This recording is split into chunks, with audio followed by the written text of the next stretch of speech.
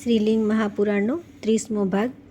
સાક્ષાત લોકપિતામહ પાસેથી આ મંત્રરત્નને પ્રાપ્ત કરીને તેઓ તે પરાત્પર દેવ શિવજીની આરાધના કરવામાં તત્પર થઈ ગયા। ત્યારે ત્રિદેવોમાં શ્રેષ્ઠ ભગવાન શિવ પ્રસન્ન થઈ ગયા અને તેમને સંપૂર્ણ જ્ઞાન તથા અણિમા વગેરે 8 સિદ્ધિઓ પ્રદાન કરી। ત્યાર પછી તે વરદાનોને પ્રાપ્ત કરીને તે વિપ્ર મારી આરાધનાની ઈચ્છા કરવા લાગ્યા। મેરુના રમ્ય શિખર પર મુંજવાન નામક પર્વત છે। શોભા સંપન્ન તે પર્વત મને પ્રિય છે અને મારા ગણો દ્વારા તે સારી રીતે રક્ષિત છે। હે દેવી, પૂર્વકાળમાં તે પર્વતની સમીપ સ્થિત રહીને લોકસૃષ્ટિની ઈચ્છાવાળા આ ઋષિઓએ મારા અનુગ્રહ માટે વાયુનો આહાર લઈ 1000 દિવ્ય વર્ષ સુધી કઠોર તપ કર્યું। હે દેવી, તેમની ભક્તિ જોઈને હું શીઘ્ર તેમની સામે પ્રગટ થઈ ગયો અને મેં લોકના કલ્યાણની ઈચ્છાથી તે મહાત્માઓને પંચાક્ષર મંત્ર, તેના ઋષિ, છંદ, દેવતા, શક્તિ, બીજ સહિત ષડન્યાસ, દિગ્બંધ તથા વિનિયોગ પૂરેપૂરું બતાવી દીધું। તે મંત્રનું મહાત્મય સાંભળીને તે તપોધન ઋષિઓએ મંત્રનો વિનિયોગ કરીને બધા અનુષ્ઠાન પૂરા કર્યા। ત્યાર પછી તેમણે તે મંત્રના મહિમાથી લોકો, દેવતાઓ, અસુરો, મનુષ્યો, વર્ણો, વર્ણવિભાગો તથા સમસ્ત ઉત્તમ ધર્મોને જે પૂર્વકલ્પમાં ઉત્પન્ન થયા હતા તે બધાનું શ્રવણ કર્યું। પંચાક્ષર મંત્રના પ્રભાવથી જ લોક, વેદ, મહર્ષિગણ, સાતસત ધર્મ, દેવતા તથા આ સંપૂર્ણ જગત સાવધાનીથી સ્થિત છે।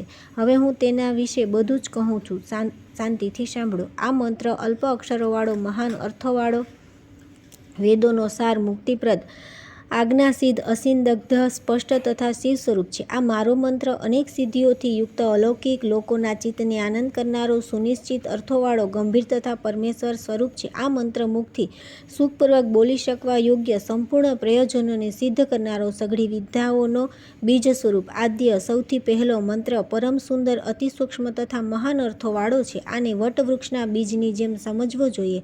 આ વેદ સ્વરૂપ, ત્રણેય ગુણોથી પર, સર્વજ્ઞ, સર્વ કંઈ કરનારો તથા સર્વસમર્થ છે। આ ઓમકારનો અક્ષરનો મંત્ર છે। સર્વવ્યાપી શિવ આમાં સ્થિત છે। 5 અક્ષરરૂપી શરીરવાળા શિવ સ્વભાવથી જ સૂક્ષ્મ, ષડક્ષર 6 અક્ષરોવાળા મંત્રમાં વાચ્યવાચક ભાવથી વિરાજમાન છે। પ્રમેયત્વના કારણ શિવ વાચ્ય છે તથા મંત્ર તેમનો વાચક કહેવામાં આવ્યો છે। આ વાચ્ય-વાચક ભાવ સંબંધ તે બંનેમાં અનાદિ છે।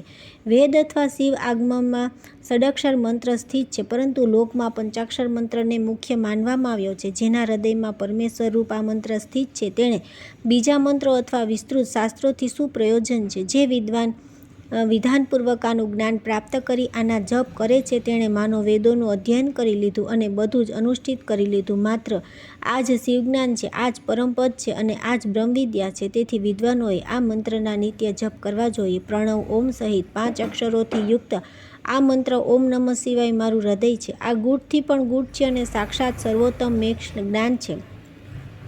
હે દેવી, હવે હું મંત્રના દરેક અક્ષરના ઋષિ, છંદ, દેવતા, બીજ, શક્તિ, સ્વર, વર્ણ તથા સ્થાનનું વર્ણન કરીશ। આ મંત્રના ઋષિ વામદેવ તથા છંદ પંક્તિ છે। હે વરાનને, આ મંત્રના દેવતા સ્વયં હું શિવ છું। પંચભૂત સ્વરૂપ નકાર વગેરે આના બીજ છે। પ્રણવને સર્વવ્યાપી તથા શાશ્વત આત્મા સમજો। હે સર્વ દેવતાઓ વડે નમસ્કૃત દેવી, સ્વયં તમે જ આની શક્તિ છો। થોડો પ્રણવ તમારો છે અને થોડો પ્રણવ મારો છે। હે દેવી, તમારો પ્રણવ બધા મંત્રોની શક્તિ સ્વરૂપ છે, એમાં સંશય નથી। હે દેવી, અ, ઉ, મ મારા પ્રણવમાં સ્થિત છે। ક્રમશઃ ઉ, મ, અ તમારા પ્રણવના છે। તમે આ ઉત્તમ પ્રણવને ક્લુપ્ત 3 માત્રાઓવાળો જાણો। ઓમકારનો સ્વર ઉદાત્ત છે, એના ઋષિ બ્રહ્મા છે, એનું શરીર શ્વેત છે, છંદ દેવી ગાયત્રી છે અને આના અધિદેવતા પરમાત્મા છે। આનો પહેલો, બીજો તથા ચોથો વર્ણ ઉદાત્ત, 5મો વર્ણ સ્વરિત અને મધ્યમ વર્ણ નિષદ કહેવામાં આવ્યો છે। ન પીળા રંગનો છે અને સ્થાન પૂર્વમુખ, પૂર્વ તરફ મુખવાળા કહેવામાં આવ્યા છે। એના અધિદેવતા ઇન્દ્ર છે। આનો છંદ ગાયત્રી છે અને ઋષિ ઉત્તમ છે। મ કૃષ્ણ વર્ણનો છે, એનું સ્થાન દક્ષિણમુખ છે। આનો છંદ અનુષ્ટુપ છે, એના ઋષિ અત્રિ છે અને આના અધિદેવતા રુદ્ર કહેવામાં આવ્યા છે। શી ધૂમ્ર વર્ણનો છે, એનું સ્થાન પશ્ચિમમુખ છે। આના ઋષિ વિશ્વામિત્ર છે। આનો છિન્દ ત્રિપુષ્ટમ અને દેવતા વિષ્ણુ છે। વ હેમવાળો એનું સ્થાન ઉત્તરમુખ છે। એના અધિદેવતા બ્રહ્મા છે। એનો છંદ બૃહતિ છે અને એના ઋષિ અંગિરા છે। ય લાલ રંગનો છે, એનું સ્થાન ઉર્ધ્વમુખ છે। એનો છંદ વિરાટ છે। એના ઋષિ ભરદ્વાજ છે અને દેવતા સ્કંદ કહેવાયા છે। હવે હું સઘળી સિદ્ધિઓ પ્રદાન કરનારા, મંગળમય તથા સમસ્ત પાપોનો નાશ કરનારા એના ન્યાસ બતાવીશ। ન્યાસ 3 પ્રકારનો કહેવાય છે। ઉત્પત્તિ, સ્થિતિ તથા સંહારના ભેદથી આ 3 પ્રકારનો કહેવામાં આવે છે. આ ક્રમશઃ બ્રહ્મચારીઓ, ગૃહસ્થો અને યતિઓ માટે હોય છે. ઉત્પત્તિ ન્યાસ બ્રહ્મચારીઓનો, સ્થિતિ ન્યાસ ગૃહસ્થોનો અને સંહતિ ન્યાસ યતિઓનો હોય છે. અન્યથા સિદ્ધિ પ્રાપ્ત થઈ શકતી નથી. અંગન્યાસ, કરન્યાસ, દેહન્યાસ આમ 3 પ્રકારનો ન્યાસ હોય છે. હે વરાનને, હવે હું ઉત્પત્તિ વગેરે 3 ભેદોથી પણ તમને બતાવીશ. સર્વપ્રથમ કરન્યાસ, ત્યાર પછી દેહન્યાસ, પછી અંગન્યાસ. મંત્રના અક્ષરોના ક્રમથી કરવો જોઈએ. મસ્તકથી પ્રારંભ કરી પગ સુધીનો ન્યાસ સંહાર ન્યાસ કહેવામાં આવે છે. હે પ્રિય, પગથી પ્રારંભ થઈને મસ્તક સુધીનો ન્યાસ સંહાર ન્યાસ હોય છે. હૃદય, મુખ અને કંઠનો ન્યાસ સ્થિતિનાશ કહેવાય છે. હે શોભને, આ ન્યાસ ક્રમશઃ બ્રહ્મચારીઓ, ગૃહસ્થો તથા યતિઓના માટે છે. ત્યાર પછી સંપૂર્ણ મંત્રથી મસ્તક સહિત દેહનો સ્પર્શ કરવો જોઈએ. તે દેહ ન્યાસ કહેવાય છે. બધાના માટે સમાન છે. જમણા હાથના અંગૂઠાથી પ્રારંભ કરીને ડાબા હાથના અંગૂઠા સુધી જે ન્યાસ કરવામાં આવે છે તે ઉત્પત્તિ ન્યાસ છે, અને તેનાથી વિપરીત કરો એ સંહતિ ન્યાસ છે. બંને હાથના અંગૂઠાથી પ્રારંભ કરીને કનિષ્ઠા સુધી જે ન્યાસ કરવામાં આવે છે તે સ્થિતિ ન્યાસ હોય છે. હે દેવી, તે ન્યાસ ગૃહસ્થોને પરમ સુખ પ્રદાન કરનારો છે. સર્વપ્રથમ કરન્યાસ કરીને દેહન્યાસ કરવો જોઈએ અને તે પછી અંગન્યાસ કરવો જોઈએ. આ સામાન્ય વિધિ છે. દરેક મંત્રને ઓમકારથી સંપુટિત કરીને બધા અંગોમાં, બંને હાથમાં તથા 10 આંગળીઓના અગ્રભાગમાં ક્રમથી ન્યાસ કરવો જોઈએ. બંને પગ ધોઈને, આચમન કરીને, શુદ્ધ થઈને, એકાગ્રતાથી પૂર્વ તરફ અથવા ઉત્તર તરફ મુખ રાખીને ન્યાસ કરવો જોઈએ. હે વરાનને, પ્રારંભમાં ઋષિ, છંદ, દેવતા, બીજ, શક્તિ, પરમાત્મા તથા ગુરુનું સ્મરણ કરવું જોઈએ. મંત્રના ઉચ્ચારણ સાથે બંને હાથ ધોઈને બંને કરતળોમાં પ્રણવનો ન્યાસ કરવો જોઈએ. બધી આંગળીઓના આદિ અંત વેઢા પર અને 5 મધ્યમ પર્વો પર બિંદુયુક્ત 5 બીજોના ઉત્પત્તિ વગેરે 3 ભેદોથી બ્રહ્મચર્ય વગેરેના ક્રમથી ન્યાસ કરવો જોઈએ. બંને હાથોથી મસ્તક લઈને પગ સુધી પ્રણવ દ્વારા સંપુટિત મંત્રથી દેહનો સ્પર્શ કરવો જોઈએ. પ્રણવયુક્ત મંત્રથી મસ્તક, મુખ, કંઠ, હૃદય, ગુહ્યસ્થાન તથા બંને ચરણોમાં ગુહ્યસ્થાન, હૃદય, કંઠ, મુખ તથા મસ્તકમાં પુનઃ હૃદય, ગુહ્યસ્થાન, બંને પગ, માથું, મુખ તથા કંઠમાં 3 પ્રકારનો ન્યાસ કરવો જોઈએ. આ પ્રમાણે અંગન્યાસ કરીને પ્રણવ સહિત નકારથી પ્રારંભ થઈ યકાર પર પૂર્ણ થનારા આ નકાર વગેરે વર્ણોની ક્રમશઃ પોતાના શરીરમાં ભાવના કરવી. ત્યાર પછી મંત્રમાં નામ, સ્વાહા, વષટ, હોમ, વષટ તથા ફટ સાથે યથાસ્થ 6 અંગોમાં ન્યાસ કરવો જોઈએ. પ્રણવને હૃદયમાં જાણવું જોઈએ. નને મસ્તક, મને શિખાને, સીને કવચ કહે છે, વાને નેત્ર અને યને અસ્ત્ર કહેવામાં આવે છે. આ પ્રમાણે અંગોનો ન્યાસ કરીને પછી દિશાઓને બાંધવી જોઈએ. આગ્નેય વગેરે 4 ખૂણાઓમાં ક્રમશઃ વિઘ્નેશ, માતાઓ દુર્ગા તથા ક્ષેત્રજ્ઞ દિશાઓના દેવતા છે. અંગુષ્ઠ તથા તર્જનીના અર્ઘભાગોથી કલ્યાણપ્રદ તથા સુંદર મુખવાળા ગણેશ વગેરે દિશાઓમાં સ્થાપિત કરી રક્ષા કરો. આમ કહી તેમને અલગ અલગ નમસ્કાર કરવા જોઈએ. બુદ્ધિમાનોએ કંઠમાં, મધ્યમાં, અંગૂઠામાં, તર્જની વગેરે આંગળીઓમાં અંગૂઠા વડે ન્યાસ કરવો જોઈએ.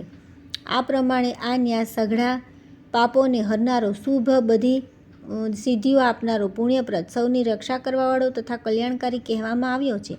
હે સુભગે, મંત્ર ન્યાસ કરી લીધા પછી સાધવ શિવતુલ્ય થઈ જાય છે અને તેના પૂર્વજન્મના પાપ પણ તે જ ક્ષણે નષ્ટ થઈ જાય છે. આ પ્રમાણે ન્યાસ કરી મેઘાવીએ, શુદ્ધ શરીરવાળો તથા દ્રઢવ્રતી થઈને આચાર્યની કૃપાથી ગ્રહણ કરી પંચાક્ષર મંત્રના જપ કરવા જોઈએ. હે શુભે, હવે હું મંત્રને ગ્રહણ કરવાની વિધિ બતાવીશ, જેના વિના નિષ્ફળ થઈ જાય છે અને જેના દ્વારા આ સફળ થાય છે. આજ્ઞાહીન, ક્રિયાહીન, શ્રદ્ધાહીન, ધ્યાનહીન, જાણકારીહીન તથા દક્ષિણાહીન મંત્ર જપવાથી તે નિષ્ફળ થઈ જાય છે. આજ્ઞાસિદ્ધ, ક્રિયાસિદ્ધ, શ્રદ્ધાસિદ્ધ, સુમાનસ તથા દક્ષિણાસિદ્ધ મંત્ર સદા સફળ થાય છે. શિષ્યે મંત્રના વાસ્તવિક અર્થના જ્ઞાતા, જ્ઞાન સંપન્ન, સદ્ગુણોથી યુક્ત તથા ધ્યાનયોગ પરાયણ બ્રાહ્મણ ગુરુની પાસે જઈને ભાવશુદ્ધિથી યુક્ત થઈને મન, વચન, શરીર તથા ધનથી તેમને પ્રયત્નપૂર્વક સંતુષ્ટ કરવા અને પ્રયત્નપૂર્વક અને બહુ આદરપૂર્વક તે આચાર્યની સર્વદા પૂજા કરે. સામર્થ્ય હોય તો હાથી, ઘોડા, રથ, રત્ન, ક્ષેત્ર, ગુહ, આભૂષણ, વસ્ત્ર તથા વિવિધ ધાન્ય આ બધું ગુરુને ભક્તિપૂર્વક આપવું જોઈએ. જો તે પોતાની સિદ્ધિ ઈચ્છતો હોય તો તે ધનની કૃપણતા કરવી નહીં. હે દેવી, આ પછી સેવક વગેરે સહિત પોતાને પણ સમર્પિત કરી દેવા જોઈએ. આ પ્રમાણે વિધિપૂર્વક યથાશક્તિ ગુરુની પૂજા કરી નિષ્કપટ ભાવે શિષ્ય ગુરુ પાસે ક્રમપૂર્વક મંત્ર તથા જ્ઞાન ગ્રહણ કરવું જોઈએ. આ પ્રમાણે સંતુષ્ટ ગુરુ વર્ષ સુધી પાસે રહી સેવાપરાયણ, અહંકાર રહિત, ઉપવાસથી ક્ષીણ શરીરવાળા તથા શુદ્ધિયુક્ત પૂજિત શિષ્યને સ્નાન કરાવીને બ્રાહ્મણોની પૂજા કરી કોઈ સમુદ્ર તટ પર, નદી તટ પર, ગૌશાળામાં, દેવાલયમાં, પવિત્ર સ્થાનમાં અથવા ઘરમાં જ સિદ્ધિકારક સમયમાં, ઉત્તમ તિથિમાં તથા દોષરહિત નક્ષત્ર તથા શુભ યોગમાં શિષ્ય પર અનુગ્રહ કરીને તેને અતિ ઉત્તમ શિવજ્ઞાન પ્રદાન કરે. સાથે સાથે પ્રસન્નતાપૂર્વક એકાંતમાં સ્વરથી સમ્યક ઉચ્ચારણ કરે. સ્વયં ઉચ્ચારણ કરીને તથા ઉચ્ચારણ કરાવીને મંત્રદાતા આચાર્ય બોલે, તમારું કલ્યાણ થાઓ, શુભ થાઓ, કુશળ થાઓ, પ્રિય થાઓ. આ પ્રમાણે ગુરુ પાસેથી શ્રેષ્ઠ મંત્ર તથા જ્ઞાન પ્રાપ્ત કરી નિત્ય એના સંકલ્પ સાથે જપ કરવા જોઈએ અને પુરસ્ચરણ પણ કરવું જોઈએ. જે ભોજન કરતાં પહેલાં તત્પર થઈને આજીવન નિત્ય આના 1008 જપ કરે છે તે પરમ ગતિને પ્રાપ્ત થાય છે. નક્ત વ્રત કરીને તથા નિયમોનું પાલન કરી જે શ્રદ્ધાપૂર્વક મંત્રની અક્ષર સંખ્યાના 4 લાખ ગણા જપ કરે તેને પુરસ્ચરણ કરતા કહેવામાં આવ્યો છે. પુરસ્ચરણ જપ કરતા અથવા નિત્ય જપ કરનાર શીઘ્ર સિદ્ધ પ્રાપ્ત કરે છે. બંનેમાંથી કોઈ એકનો તે અવશ્ય કરવા જોઈએ. જે મનુષ્ય પુરસ્ચરણ કરી આના નિત્ય જપ કરે છે તેના તુલ્ય લોકમાં કોઈ નથી. તે સિદ્ધ, સિદ્ધિદાતા તથા ઇન્દ્રિય જીત થાય છે. સુખદાયક આસન બિછાવીને મૌન તથા એકાગ્રચિત થઈને પૂર્વ અથવા ઉત્તર તરફ મુખ કરી આ સર્વોત્તમ મંત્રના જપ કરવા જોઈએ. જપના પ્રારંભમાં અને અંતમાં 3 પ્રાણાયામ કરવા જોઈએ અને અંતમાં 108 વાર બીજ મંત્રના જપ કરવા જોઈએ. શ્વાસ રોકીને 40 જપ કરવા જોઈએ. આ પંચાક્ષર મંત્રના પ્રાણાયામ કહેવાય છે. પ્રાણાયામથી શીઘ્ર બધા પાપોનો નાશ અને ઇન્દ્રિયોનો નિગ્રહ થઈ જાય છે. તેથી પ્રાણાયામ અવશ્ય કરવા જોઈએ. ઘરમાં કરવામાં આવેલા જપને સામાન્ય ફળવાળા જાણવા જોઈએ. ગૌશાળામાં કરેલા જપ તેનાથી 100 ગણા ફળપ્રદ છે. નદી તટે કરેલા જપ લાખ ગણા અને શિવના સાનિધ્યમાં કરેલા જપ અનંત ગણા ફળપ્રદ હોય છે. સમુદ્રના તટ પર, દેવ સરોવરમાં, પર્વત પર, દેવાલયમાં અથવા કોઈ પણ પવિત્ર આશ્રમોમાં કરેલા જપ કરોડ ગણા ફળપ્રદ હોય છે. શિવના સાનિધ્યમાં સૂર્ય, ગુરુ, દીપક, ગાય અથવા જળની સમક્ષ જપ કર્મ શ્રેષ્ઠ માનવામાં આવ્યું છે. હે શુભાનને, એક એક કરીને આંગળી વડે જપની ગણના કરવી તે સામાન્ય ફળ પ્રદાન કરે છે. રેખાઓથી જપ કરવાથી તે 8 ગણું ફળ, ઈગુદીના ફળોથી જપ કરવાથી 10 ગણું, શંખમણીઓથી કરવાથી 100 ગણું, પ્રવાલથી કરવામાં 1000 ગણું, સ્ફટિકથી કરવાથી 10,000 ગણું અને મોતીઓથી કરવાથી લાખ ગણું ફળપ્રદ કહેવામાં આવે છે. કમળના બીજથી કરવાથી 10 લાખ ગણું અને સોનાના સુવર્ણખંડોથી કરવામાં કરોડ ગણું ફળદાયક થાય છે. દર્ભની ગ્રંથિથી તથા રુદ્રાક્ષોથી જપની ગણતરી કરવાથી અનંત ગણું ફળ મળે છે. 25 મણીઓની માળા મોક્ષ માટે, 27ની માળા પુષ્ટિના માટે, 30ની ધન સંપત્તિ માટે અને 50ની માળા અભિચાર કર્મ માટે હોય છે. પૂર્વ તરફ મુખ રાખી કરેલા જપ વશીકરણની શક્તિ આપનારા અને દક્ષિણ તરફ મુખ રાખીને કરેલા જપ અભિચાર કર્મની શક્તિ આપનારા હોય છે. પશ્ચિમ તરફ મુખ કરી રહેલા ધન પ્રદાન કરનાર તથા ઉત્તર તરફ મુખ કરેલા જપ શાંતિ આપનારા હોય છે. અંગૂઠાને મોક્ષ આપનારો જાણવો જોઈએ. તર્જની શત્રુનાશક તથા મધ્યમાં ધનપ્રદ છે. અનામિકા શાંતિ પ્રદાન કરનારી છે. શોભને જપ કર્મમાં કનિષ્ઠા રક્ષણીય છે. અંગૂઠાથી અન્ય આંગળીઓની સાથે મંત્રના જપ કરવા જોઈએ, કેમ કે અંગૂઠા વિના જે જપ કરવામાં આવે છે તે નિષ્ફળ થાય છે. હે દેવી સાંભળો, જપ યજ્ઞ બધા યજ્ઞોથી શ્રેષ્ઠ છે. તે બધા યજ્ઞો હિંસા સાથે થતા હોય છે, પરંતુ જપ યજ્ઞ હિંસા રહિત હોય છે. જેટલા પણ અનુષ્ઠાન, યજ્ઞ, તપ, દાન છે તે બધા આ જપ યજ્ઞના 16મા ભાગ બરાબર પણ નથી. વાચિક જપ યજ્ઞનું જે મહાત્મ્ય કહેવામાં આવ્યું છે ઉપાંશુ તેનાથી 100 ગણા અને માનસ જપ યજ્ઞ 1000 ગણો ફળપ્રદ કહેવામાં આવ્યો છે. જો સાધક સ્પષ્ટ પદ અક્ષરોવાળા શબ્દોની સાથે ઉદાત્ત, અનુદાત્ત તથા સ્વરિત સ્વરોમાં વાણી દ્વારા મંત્રનું ઉચ્ચારણ કરે છે તો તે જપ યજ્ઞ વાચિક છે. જો સાધક ધીમા સ્વરે મંત્રનું ઉચ્ચારણ કરે છે અને થોડા થોડા હોઠ હલાવે છે તથા તેનું થોડું થોડું કાને સંભળાય છે તો તે ઉપાસુ કહેવાય છે. જો સાધક મનમાં અક્ષર સમૂહના વર્ણથી વર્ણ તથા પદથી પદ શબ્દાર્થનું વારંવાર ચિંતન કરતો રહે છે તો તે જપને માનસ જપ કહ્યા છે.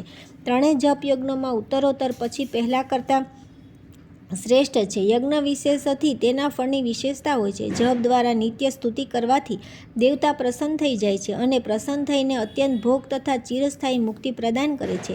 યક્ષ, રાક્ષસ, પિશાચ તથા તમામ ભયંકર ગ્રહ જપ કરનાર પાસે જતા નથી અને તેનાથી પૂરી રીતે ભયભીત રહે છે. મનુષ્ય જન્મ જન્માંતરમાં પણ જે પાપ કરે છે તે બધા પાપ જપ દ્વારા નષ્ટ થઈ જાય છે. જપ દ્વારા ભોગ પ્રાપ્ત કરે છે, મૃત્યુને જીતી લે છે. જપ દ્વારા સિદ્ધિ તથા મુક્તિ પ્રાપ્ત કરી લે છે.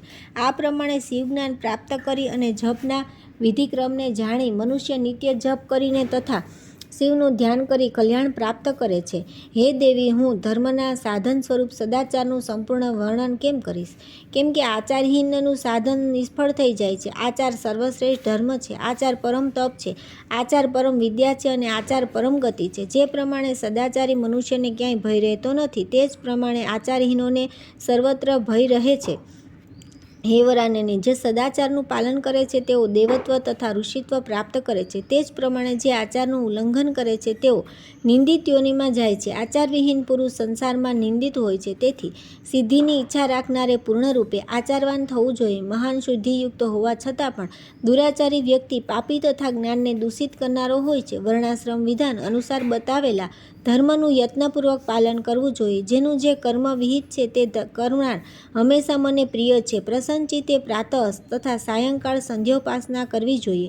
દ્વિજ, સૂર્યોદય તથા સૂર્યાસ્તથી પહેલાં આરંભ કરીને પવિત્ર થઈને વિધિપૂર્વક સંધ્યા કરે અને કામ, મોહ, મદ, ભય તથા લોભના કારણે સંધ્યાનું ઉલ્લંઘન ન કરે. કેમ કે સંધ્યાનું ઉલ્લંઘન કરવાથી વિપ્ર બ્રહ્મત્વથી પતિત થઈ જાય છે. અસત્ય બોલવું ન જોઈએ અને સત્યનો ત્યાગ કરવો ન જોઈએ. સત્યને બ્રહ્મ કહેવામાં આવ્યું છે. અસત્ય બ્રહ્મને દૂષિત કરનારું છે. અસત્ય કઠોર વચન, સઠતા તથા પરનિંદા આ પાપના કારણ છે. વાણી તથા મનથી પણ પરાઈ સ્ત્રી તથા પરાયા ધનનું હરણ અને પરહિંસા કદીએ કરવી નહીં. શૂદ્રનું અન્ન, વાસી અન્ન, શિવનું નૈવેદ્ય, શ્રાદ્ધનું અન્ન, અનેક લોકોના અધિકારવાળું અન્ન, સમુદાય વિશેષના માટે બનાવેલ અન્નનો તથા રાજાના અન્નનો ત્યાગ કરવો જોઈએ. અન્ન શુદ્ધિથી અંતઃકરણની શુદ્ધિ થાય છે, ન કે માટી અથવા જળથી અંતઃકરણની પવિત્રતાથી સિદ્ધિ પ્રાપ્ત થાય છે. તેથી અન્નને શુદ્ધ કરવું જોઈએ, અર્થાત પવિત્ર અન્ન ગ્રહણ કરવું જોઈએ. જેમાં શેકેલા બીજના અંકુર ફૂટતા નથી, તે જ પ્રમાણે બ્રહ્મવાદી બ્રાહ્મણોએ પણ રાજાઓનું દાન શેકેલા બીજ જેવું જાણવું જોઈએ, અર્થાત એવું દાન લેનાર બ્રહ્મત્વથી ચ્યુત થઈ જાય છે. રાજાઓનું દાન લેવું પાપ છે તથા વિષ સમાન છે. પ્રારંભમાં જ આવું સમજીને બુદ્ધિમાને ગ્રહણ કરવું ન જોઈએ અને કૂતરાના માંસની જેમ તેનો ત્યાગ કરી દેવો જોઈએ. સ્નાન કર્યા વિના, જપ કર્યા વિના તથા અગ્નિનું પૂજા કર્યા વિના ભોજન કરવું નહીં. પાંદડાના પાછળના ભાગ પર ભોજન કરવું નહીં. તૂટેલા પાત્રમાં, માર્ગમાં તથા પતિત લોકોની સમીપ ભોજન ન કરવું. શૂદ્રોનું છોડી દીધેલું અન્ન ખાવું નહીં અને બાળકોની સાથે પણ ભોજન કરવું નહીં. શુદ્ધ, સ્નિગ્ધ, પકવ તથા અભિમંત્રિત અન્ન ગ્રહણ કરવું જોઈએ. ભોજન કરનાર શિવ છે એવું સમજીને મૌન તથા એકાગ્રચિત્તે ભોજન કરવું જોઈએ. ઊભા ઊભા અંજલિ વડે મુખ લગાવીને ડાબા હાથે પધારી પર તથા જમણા હાથે પાણી ન પીવું. બેહડા, આંકડો, કરંજ તથા થોર જેવા વૃક્ષની છાયામાં વિશ્રામ કરવો નહીં. કોઈ થાંભલો, દીપ, મનુષ્ય તથા અન્ય પ્રાણીઓની છાયામાં ઊભું રહેવું નહીં. દૂરની યાત્રા પર એકલાએ જવું નહીં. હાથ વડે તરીને નદીને પાર કરવી નહીં. કૂવા વગેરેમાં ઉતરવું નહીં અને ઊંચા વૃક્ષ પર ચડવું ન જોઈએ. હે શુભે, સૂર્ય, અગ્નિ, જળ, દેવતા તથા અન્ય ગુરુજનોથી વિમુખ થઈને જપ કર્મ તથા અન્ય શુભ કર્મ કરવા ન જોઈએ. અગ્નિમાં પગથી તાપવું ન જોઈએ. પગથી હાથનો સ્પર્શ ન કરવો જોઈએ. અગ્નિથી ઉપર આસન બનાવવું ન જોઈએ અને અગ્નિમાં કોઈ અપવિત્ર પદાર્થ નાખવો ન જોઈએ. પગ વડે જળ ઉછાળવું નહીં. શરીરના મેલને જળમાં છોડવો નહીં. કિનારા પર જ મેલને સાફ કરવો જોઈએ અને તેને સાફ કરીને સ્નાન કરવું જોઈએ. નખ તથા કેસમાંથી ટપકતું જળ અને સ્નાન વસ્ત્રનું તથા ઘડાનું જળ મનુષ્યના માટે શ્રેયસ્કર હોતું નથી. જો તેને કોઈ સ્પર્શ કરે છે તો અશુદ્ધ થઈ જાય છે. જો કોઈ મૂઢ બુદ્ધિવાળો મનુષ્ય બકરી, કૂતરું, ગધેડું, ઊંટ વગેરે દ્વારા ઉડેલી ધૂળ અને ઝાડુ કાઢવાથી ઉડેલી ધૂળનો સ્પર્શ કરે છે તો તેની લક્ષ્મી નષ્ટ થઈ જાય છે, ભલે તે વિષ્ણુ કેમ ન હોય. જેના ઘરમાં બિલાડી રહે છે તે ચાંડાળ સમાન હોય છે. જે કોઈ મનુષ્ય બિલાડીની ઉપસ્થિતિમાં શ્રેષ્ઠ બ્રાહ્મણોને ભોજન કરાવે છે તો તેને ચાંડાળ સમાન જાણવા જોઈએ. દૂષિત વાયુ, સુપડાનો વાયુ અને પ્રાણીઓના મુખમાંથી નીકળેલો વાયુ આનો સંપર્ક થઈ જાય તો એ મનુષ્યના પુણ્યને નષ્ટ કરી દે છે. પાઘડી પહેરીને, જામો પહેરીને, વસ્ત્રહીન થઈને, વાળને છૂટા કરીને, મેલયુક્ત થઈને, અપવિત્ર હાથથી અશુદ્ધ થઈને તથા વાતચીત કરતાં કરતાં કદી જપ કરવા નહીં.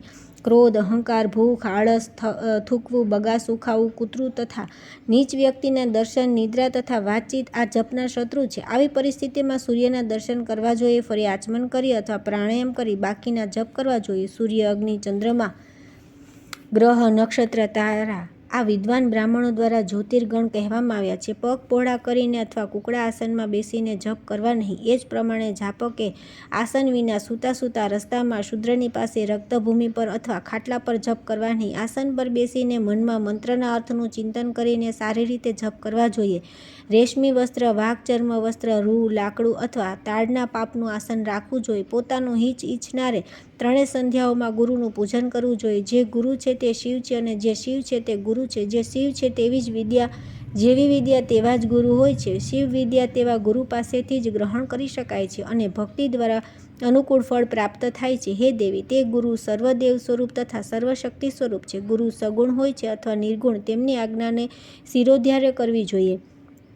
જે કલ્યાણ ઈચ્છતો હોય તેણે મનથી પણ ગુરુની આજ્ઞાનું ઉલ્લંઘન કરવું નહીં. પૂર્ણરૂપે ગુરુની આજ્ઞાનું પાલન કરનાર શિષ્ય જ્ઞાન સંપદા પ્રાપ્ત કરે છે. જો ખાતા ખાતા, ચાલતા ચાલતા, બેઠા બેઠા, સૂતા સૂતા અથવા શિષ્ય જે કંઈ પણ કર્મ કરે, જો ગુરુ સમક્ષ કરે તે સમસ્ત કાર્ય તેમની આજ્ઞાથી જ કરવા જોઈએ.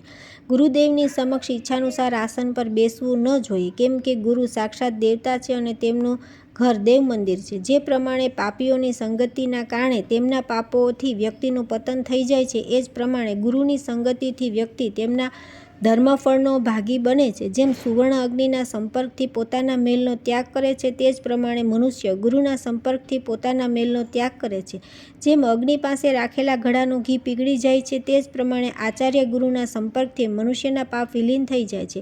જે પ્રમાણે પ્રજ્વલિત અગ્નિ મેલ તથા લાકડાને બાળી નાખે છે, એ જ પ્રમાણે પ્રસન્ન થયેલા ગુરુ પોતાના મંત્રના તેજથી શિષ્યના પાપને ભસ્મ કરી દે છે. ગુરુ પ્રસન્ન થાય તો બ્રહ્મા, વિષ્ણુ, રુદ્ર, બધા દેવતા તથા મુનિ પણ તે વ્યક્તિ પર પ્રસન્ન થઈ કૃપા કરે છે.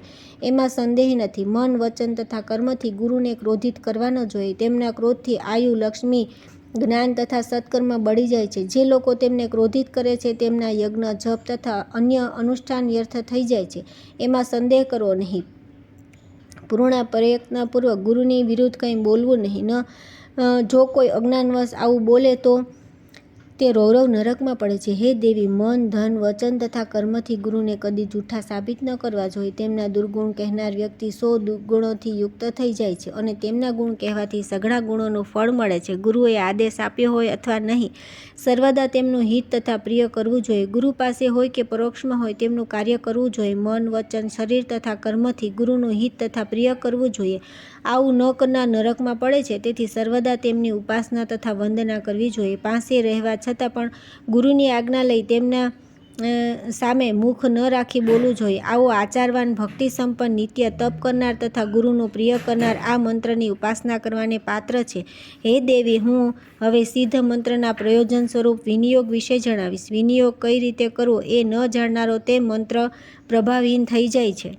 જેવું જે કાર્ય સાથે વિશેષ રૂપે સંયોજન કરવામાં આવે તેને વિનિયોગ કહે છે. એ આલોકમાં તથા પરલોકમાં ફળ પ્રદાન કરે છે. વિનિયોગથી આયુ, આરોગ્ય, શરીરની નિત્યતા, રાજ્ય, ઐશ્વર્ય, ઉત્તમ જ્ઞાન, સ્વર્ગ તથા મોક્ષ એ બધું પ્રાપ્ત થાય છે.